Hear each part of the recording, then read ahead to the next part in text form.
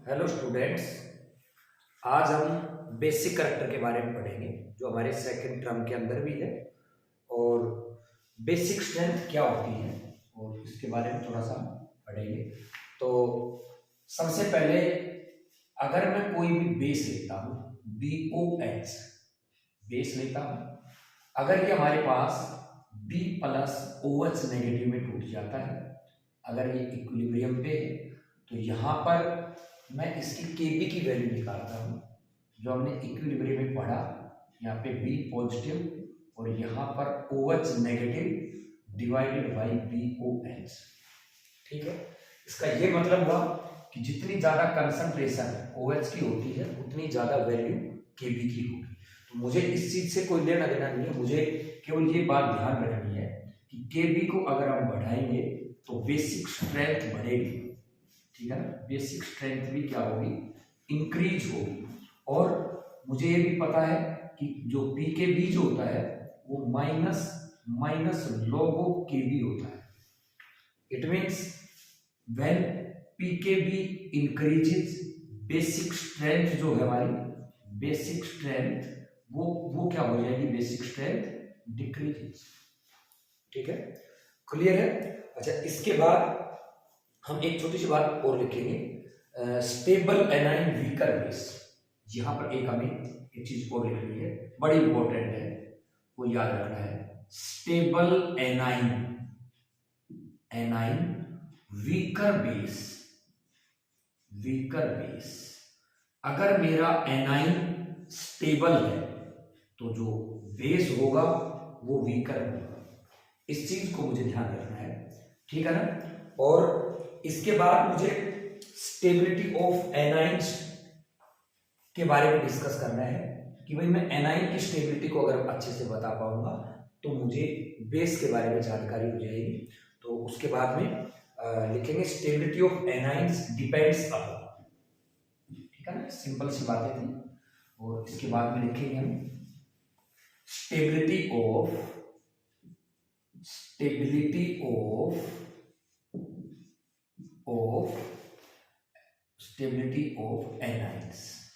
Anions की stability जो है ना ऑफ एनाइंस डिपेंड्स अपॉन किसके ऊपर डिपेंड करती है। ठीक है, तो इसके अंदर हम नंबर 1 जो करेंगे तो वो है हमारा इलेक्ट्रोनेगेटिविटी।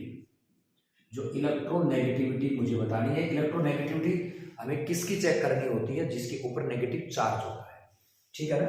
और इलेक्ट्रोनेगेटिविटी के हिसाब से अगर हम देखेंगे, इफ यहाँ पे इसमें ये छोटी छोटी बातें लिखनी है, इफ इलेक्ट्रोनेगेटिविटी इंक्रीजेज, और यहाँ पे लिख रहा हूं मैं स्टेबिलिटी ऑफ एनाइन इंक्रीजेज। इसका मतलब स्टेबिलिटी अगर एनाइन की इंक्रीज होती है तो मेरा बेसिक करैक्टर डिक्रीज होगा, क्योंकि मैंने पहले लिखवा दिया है कि stable anion weaker the base. जी हमें ध्यान रखना है। और ये वाला जो कॉन्सेप्ट है हमारा, ये केवल left to right in periodic table in periods, केवल ये वाला जो फॉर्मूला है हम केवल पीरियड्स में ही लगाएंगे, लेफ्ट टू राइट में। ठीक है ना, कि जैसे मैं एक छोटी छोटी बातें आप लोगों से पूछ लेता हूं। जैसे मैंने लिखा CH3 नेगेटिव, ठीक है ना, उसके बाद NH2 नेगेटिव, यहाँ पे लिखा मैंने OH नेगेटिव, यहाँ पे लिखा मैंने F नेगेटिव। मुझे पता है कि कार्बन, नाइट्रोजन, ऑक्सीजन, फ्लोरीन एक पीरियड के अंदर है। ठीक है ना, तो जो जिसकी इलेक्ट्रोनेगेटिविटी इंक्रीज होती चली जाएगी, स्टेबिलिटी ऑफ एनाइन बढ़ता चला जाएगा। तो अगर मुझे एनाइन के बारे में बताना है तो ये सबसे ज्यादा स्टेबल है और ये सबसे कम स्टेबल है। लेकिन अगर मुझे इसकी Kb की वैल्यू बतानी है, अगर मुझे इसकी Kb की वैल्यू बतानी है तो यहां पर ये इसको अगर मैं फर्स्ट, सेकंड, अगर थर्ड, फोर्थ अगर बताता हूं तो Kb की वैल्यू मेरी क्या होगी, पहले फर्स्ट, सेकंड, थर्ड और फोर्थ। क्यों, ये मेरा एनाइन स्टेबल है इसलिए ये वीक बेस होता है। ठीक है ना। उसके बाद मैं दूसरा पॉइंट बताता हूं, ठीक है ना, और वो दूसरा पॉइंट होता है मेरा साइज। क्लियर। अगर मैं साइज के बारे में बताता हूं कि साइज इंक्रीज करूंगा मैं, इफ ये लिखता हूं, इफ साइज इंक्रीजेज, और यहां पे लिख रहा हूं स्टेबिलिटी, स्टेबिलिटी किसकी, stability of anion, stability of anion increases. और ध्यान रखना है ये ओनली फॉर ग्रुप्स, ये ग्रुप्स के लिए होता है ना, और ग्रुप्स का मतलब है कि टॉप टू बॉटम, अगर इसको हम यूज करेंगे टॉप टू बॉटम। क्लियर है? एक एग्जांपल ले लेता हूं टॉप टू बॉटम का, ठीक है, इसको ऊपर से रब करके देखो। अगर मैंने लिया, सपोज करो यहां पे लिखा F negative, Cl negative, Br negative और I नेगेटिव, मुझे पता है टॉप टू बॉटम अगर आएंगे तो मेरा साइज क्या होता है, इसका इंक्रीज होता है। साइज अगर इंक्रीज होता है तो यहां पे लिख रहा हूं मैं stability, stability of anion, A9 भी क्या होगी, इंक्रीजेस। सो Kb की वैल्यू अगर मैं देखूंगा तो जितना ये सबसे ज्यादा स्टेबल है, समझ गए मेरी बात। तो बेस अगर देखेंगे तो बेस का उल्टा हो जाएगा, ठीक है ना। तो साइज अगर मेरा ज्यादा है तो ऊपर से नीचे आएंगे, तो इसका बेसिक अगर मुझे स्ट्रेंथ इसके अंदर बतानी है तो सबसे कम स्टेबल कौन सा है, उल्टा। Kb की वैल्यू अगर होगी तो F नेगेटिव की सबसे ज्यादा, फिर Cl नेगेटिव की, फिर Br नेगेटिव की और I नेगेटिव की। क्लियर है? उसके बाद में इसका एक और मैं आप लोगों को जो बताता हूँ छोटी छोटी चीजें, जैसे मैं OH और SH के बारे में बता दूं इसी के अंदर, ठीक है ना, कि मैंने लिखा कि भाई मेरे पास एक OH नेगेटिव है और एक SH नेगेटिव है, बताओ आप Kb की वैल्यू। तो इस तरीके से हम Kb की वैल्यू मुझे बतानी है, क्योंकि ये साइज का है, यहाँ पे साइज वाली बात है, क्योंकि ऑक्सीजन के बाद सल्फर आता है तो ये साइज से के ऊपर डिपेंड करता है। अगर मैं OH और NH2 की बात करूं, OH नेगेटिव और NH2 नेगेटिव की बात करूं, तो आपको पता है यहाँ पे OH और NH2 में NH2 होता है, तो यहाँ पे इलेक्ट्रोनेगेटिविटी वाला जो रूल है वो लगता है, ठीक है ना। जो थर्ड पॉइंट है इसका कि Kb की वैल्यू बेसिसिटी किस पे डिपेंड करती है, वो मैं आपको बताता हूं। तो यहाँ पे लिख रहा हूं, ठीक है ना, presence of electron withdrawing group, जो इलेक्ट्रॉन को खींचने वाला ग्रुप है, presence of electron withdrawing group, अगर जो जो खींचेंगे हम, तो यहां पे लिख रहा हूं मैं stability, stability of anion, stability of anion decreases, क्योंकि स्टेबिलिटी नहीं, अगर इसके ऊपर नेगेटिव चार्ज है, अगर इलेक्ट्रॉन खींच रहे हैं तो इस पे क्या होगा, इंक्रीजेस, ठीक है ना। और बेसिक करैक्टर, अगर बेसिक स्ट्रेंथ की बात करता हूं, बेसिक स्ट्रेंथ क्या होगी, डिक्रीजेस। अगर मैं इलेक्ट्रॉन डोनेटिंग ग्रुप लगाता हूं तो मेरी जो यहां पे ऊपर लिख देता हूं मैं, ठीक है, अगर मैं कोई डोनेटिंग ग्रुप लगाता हूं, यहां पे लिख रहा हूं इलेक्ट्रॉन डोनेटिंग अगर ग्रुप लगाता हूं, तो इलेक्ट्रॉन डोनेटिंग ग्रुप से क्या होगा, जो बेसिक स्ट्रेंथ होती है, जो बेसिक स्ट्रेंथ होती है वो इंक्रीज होती है, ठीक है ना।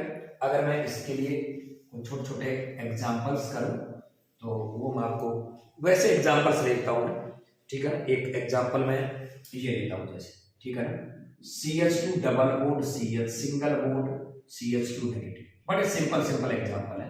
CH3 CH2 नेगेटिव, अब दोनों ही एनाइन है, मुझे पहले एनाइन की स्टेबिलिटी चेक करनी है।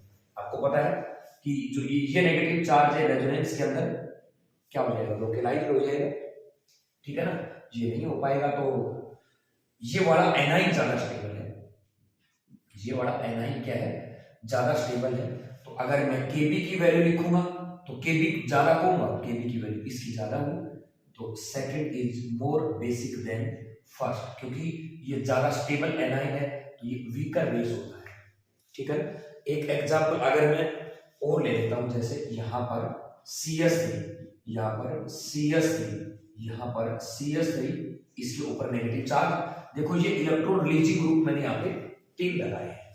अगर मैं यहाँ पे कर देता हूं CH3, यहाँ पर भी CH3 CH और यहाँ पर भी एक नेगेटिव चार्ज कर देता हूं, तो जितने ज्यादा इलेक्ट्रॉन डोनेटिंग ग्रुप होते हैं, आपको पता है बेसिक करंट उतना ही ज्यादा बढ़ता है, तो तो अगर मैं इसमें Kb की अगर वैल्यू करता हूं तो ये मेरा क्या होगा, ज्यादा बेसिक होगा।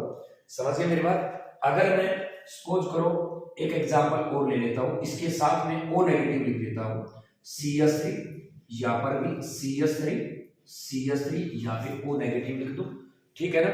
और दूसरा मैं यहां पर जैसे ये कर लेता हूं CH3 CH2 O नेगेटिव। अगर इनके अंदर मुझे पहले आप इसको सोचोगे कि कौन सा मेरा एनाइन स्टेबल है, जो एनाइन स्टेबल होगा उसका क्या होगा, बेसिक करैक्टर वीक होगा, तो इसके अंदर एनाइन स्टेबिलिटी की बात देख लो, या डायरेक्ट भी मैं इसके अंदर इलेक्ट्रॉन डोनेटिंग ग्रुप के आधार पे मैं आपको इसमें बता सकता हूं कि ये मेरा क्या होगा, ज्यादा बेसिक होगा। मैंने यहाँ पे किसकी वैल्यू लिखी है, Kb की वैल्यू लिखी है, क्लियर है। अच्छा, उसके बाद में कुछ ऑर्गेनिक बेसिस आते हैं, ठीक है। तो कौन कौन से ऑर्गेनिक बेस होते हैं ये मैंने जनरल आइडिया दिया है सारा, ठीक है ना। अभी जो हमारा ऑर्गेनिक बेस जो होता है अमीन के अंदर 12th में आएगा, वो वाली चीजें आप लोगों को यहाँ पे बताता हूँ। तो देखो यहाँ पर मेरे पास ये रहेंगे सब ऑर्गेनिक बेसिस, ये क्या रहेंगे, ऑर्गेनिक बेसिस मुझे बताने हैं। तो इसके अंदर एक तो हमारा होता है एलिफेटिक अमीन, ठीक है ना। एलिफेट ऑर्गेनिक बेसिस में भी मैं नाइट्रोजन वाले नाइट्रोजन कंटेनिंग लिखूंगा, नाइट्रोजन कंटेनिंग बेस, ठीक है ना, नाइट्रोजन कंटेनिंग बेस जो अमीन हमारे 12th में है। तो एलिफेटिक अमीन्स की बात करेंगे सबसे पहले, जिसको हम एलिफेटिक अमीन में RNH2 जो मुझे पता है प्राइमरी अमीन है, एक R2NH करूंगा, मुझे पता है सेकेंडरी अमीन है, एक R3N करूंगा, ये टर्सरी अमीन है, ये हमारे एलिफेटिक अमीन है। इनके बेसिक करैक्टर के बारे में हम देखेंगे। और नंबर 2 पे अगर हम देखा जाए तो इसमें एरोमेटिक भी होता है, ठीक है, एरोमेटिक अमीन। तो एरोमेटिक अमीन के अंदर हम ये एनिलीन के बारे में जिक्र करेंगे और इनके बेसिक करैक्टर के बारे में पढ़ेंगे, ठीक है ना। और तीसरा होता है हमारा एमिडीन्स भी होता है, तीसरा होता है हमारा कौन सा, एमिडीन्स। और एमिडीन्स ये है RC double bond ONH single bond NH2, ये एमिडीन होता है, ठीक है। एमिडीन के बारे में भी हम डिस्कस करेंगे। और उसके बाद में होता है अमाइड भी एक नाइट्रोजन कंटेनिंग बेस होता है, RC डबल बॉन्ड ONH2। तो सबसे पहला काम तो मेरा ये है कि इनके अंदर कौन ज्यादा बेसिक होता है और कौन कम बेसिक होता है। तो सबसे पहले आपको याद रखना है सबसे ज्यादा बेसिक इनके अंदर कौन सा होगा, एमिडीन्स।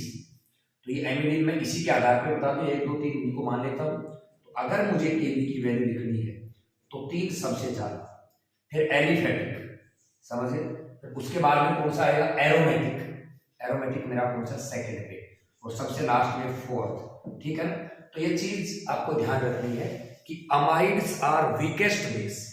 अमाइड क्या होते हैं, सबसे वीकेस्ट बेस होते हैं अमाइड, क्लियर है। तो सबसे पहले हम एलिफेटिक अमीन के बारे में डिस्कस करेंगे।